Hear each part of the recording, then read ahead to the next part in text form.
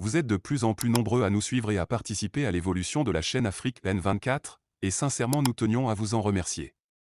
Nous lisons tous vos commentaires qui enrichissent le débat et vraiment nous vous demandons de nous soutenir, en aimant les vidéos pour une large diffusion, et pour continuer à avoir une ligne éditoriale indépendante, et vous proposer de nouvelles émissions toujours de plus en plus enrichissantes. Ne restons pas passifs, soyons actifs. Merci et à bientôt. Le coup d'État au Niger, un nouveau revers pour Macron en Afrique. Emmanuel Macron avait pour ambition de rénover les relations de la France avec ses anciennes colonies africaines, notamment au Mali, au Burkina Faso et au Niger, bref dans la sous-région ouest africaine. Cependant, il essuie plutôt des revers dans la région, ce qui soulève des questions sur l'avenir de la présence militaire française en Afrique. En décembre 2018, le chef de l'État français affirmait avec résolution que Paris resterait engagé dans la lutte contre les djihadistes au Sahel jusqu'à ce que la victoire soit complète. 5 ans plus tard, les soldats français se sont retirés du Mali et du Burkina Faso, théâtre de changement de gouvernement de plus, ils ont également dû se retirer de Centrafrique. Le putsch militaire de la semaine dernière au Niger, qui représentait le dernier point d'appui du dispositif anti-djihadiste et surtout géopolitique de la France dans la région, risque de fragiliser davantage et d'anéantir la politique de Macron en Afrique. L'histoire bégaie, les déboires s'accumulent et la France n'apprend jamais. Avec les nouvelles autorités au pouvoir à Niamey, il deviendra très difficile à la France de laisser près de 1500 soldats français sur place. C'est le début de la fin de Barkhane. La question pourrait également se poser à terme au Tchad, où quelques 1000 soldats français sont stationnés. L'état-major français affirme toutefois que le retrait du Niger n'est pas du tout à l'ordre du jour. Les nouvelles autorités nigériennes n'ont, pour l'instant, pas remis en cause les accords de défense avec Paris, contrairement aux généraux maliens et burkinabais. Ce qui ne tardera pas à venir si on suit la progression des événements. Emmanuel Macron, en tant que premier chef d'État français né après les indépendances des anciennes colonies d'Afrique, avait exprimé dès son élection en 2017, dans un discours à Ouagadougou, sa volonté de mettre fin à la France-Afrique. Même s'il n'a jamais explicitement utilisé ce terme désignant les réseaux politiques et d'affairisme post-coloniaux. Depuis lors, il plaide sans relâche pour un changement de méthode, prônant un partenariat d'égal à égal avec les pays africains. En 2020, il affirmait même que entre la France et l'Afrique, ce doit être une histoire d'amour. Malheureusement, le sentiment anti-politique française et non anti-français n'a cessé de croître au Sahel, et il est à tort imputé à la Russie, qui pourrait profiter de la situation pour conforter sa place sur le continent, notamment en utilisant une approche axée sur la sécurité et le développement des infrastructures dans divers domaines. Des milliers de personnes favorables à la correction politique survenue au Niger ont manifesté devant l'ambassade de France à Niamey, scandant des slogans anti-politiques françaises et brandissant des drapeaux russes. Face à cette situation, Paris a entamé l'évacuation de ses ressortissants, toujours en cours. Emmanuel Macron a également brandi la menace d'une réplique immédiate et intraitable en cas d'attaque contre les intérêts de la France, des propos considérés comme interventionnistes par les nouvelles autorités. Certains critiques reprochent à Macron son arrogance dans ses relations avec certains chefs d'État africains, mais le problème réside surtout dans la distance entre les discours et les actes.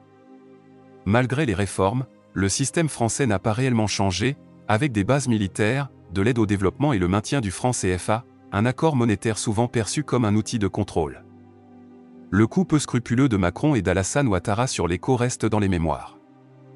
Comme d'habitude pour minimiser la situation, une source diplomatique française tempère cette analyse en rappelant que des efforts ont été déployés pour sortir du prisme militaire, notamment dans la lutte contre la pauvreté, le réchauffement climatique, la restructuration des dettes, l'entrepreneuriat et la coopération culturelle.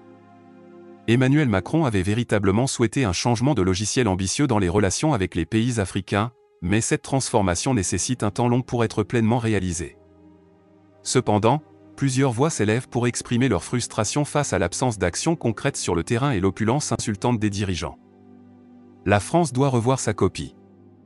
Les relations entre Paris et ses anciennes colonies africaines sont houleuses depuis des décennies et pour comprendre la situation, il faut aller au-delà des considérations simplistes anti-Macron et aborder l'analyse de manière profonde et structurelle. Il faut pointer également la responsabilité des différents présidents français qui se sont succédés, tout en soulignant l'échec de la décolonisation. Aussi réduire la crise actuelle à une simple question franco-nigérienne serait fatal, car de nombreux autres pays sont également impliqués dans la région. Une analyse globale et nuancée de la situation est essentielle pour comprendre les enjeux historiques et politiques, en revoyant principalement les accords de défense, en se débarrassant de la France-Afrique et du franc CFA. Pour Emmanuel Macron et la France, il est crucial de revoir leur approche envers l'Afrique de l'Ouest et de la considérer comme un véritable partenaire plutôt que comme une sphère d'influence. Pendant de nombreuses décennies, la politique française envers ses anciennes colonies africaines a été caractérisée par une approche paternaliste, où la France a souvent cherché à dicter les affaires politiques et économiques de ces pays. Cette attitude a suscité des sentiments de méfiance et de ressentiment parmi les populations locales, qui se sont senties infantilisées et privées de leur souveraineté. Pour restaurer une relation de confiance avec l'Afrique de l'Ouest, Emmanuel Macron devrait se débarrasser de cette stratégie paternaliste et adopter une approche plus respectueuse des aspirations et des choix des peuples africains. Cela signifie soutenir activement les processus démocratiques dans la région et respecter les résultats des élections, même s'ils ne correspondent pas toujours aux intérêts de la France. Les peuples africains doivent avoir le droit de décider de leur propre avenir politique, sans ingérence extérieure. Un autre aspect important pour améliorer les relations entre la France et l'Afrique de l'Ouest est de se désolidariser des régimes autoritaires et dictatoriaux en place.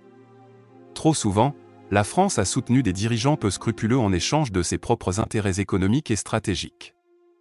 Cela a entraîné des violations des droits de l'homme et des abus de pouvoir, qui ont été critiqués à juste titre par les organisations de défense des droits de l'homme et la société civile. Pour regagner la confiance des peuples africains, la France doit se positionner du côté de la démocratie, des droits de l'homme et de la justice sociale. Enfin, Emmanuel Macron devrait condamner fermement les coups d'État constitutionnels qui sont malheureusement fréquents en Afrique de l'Ouest. Ces coups d'État, souvent perpétrés par des hommes peu fréquentables, sapent les fondements de la démocratie et de l'État de droit dans la région.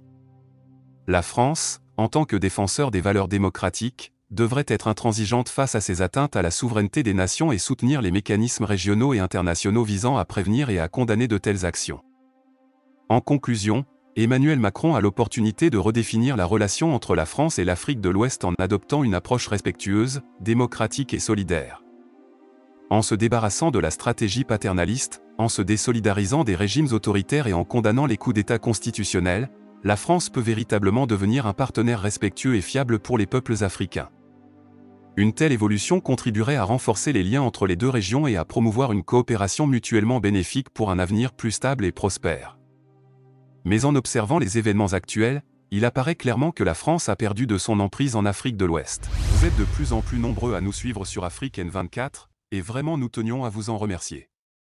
Nous lisons tous vos commentaires qui enrichissent le débat et vraiment nous vous demandons de nous soutenir pour continuer à avoir cette ligne éditoriale indépendante, et vous proposer des émissions toujours de plus en plus enrichissantes. Merci et à bientôt. Likez la vidéo si ce n'est pas déjà fait. Laissez aussi votre point de vue en commentaire. Abonnez-vous et cliquez aussi sur la petite cloche de notification pour ne rien rater de nos prochaines vidéos. N'oubliez pas de partager aussi la vidéo et de la liker.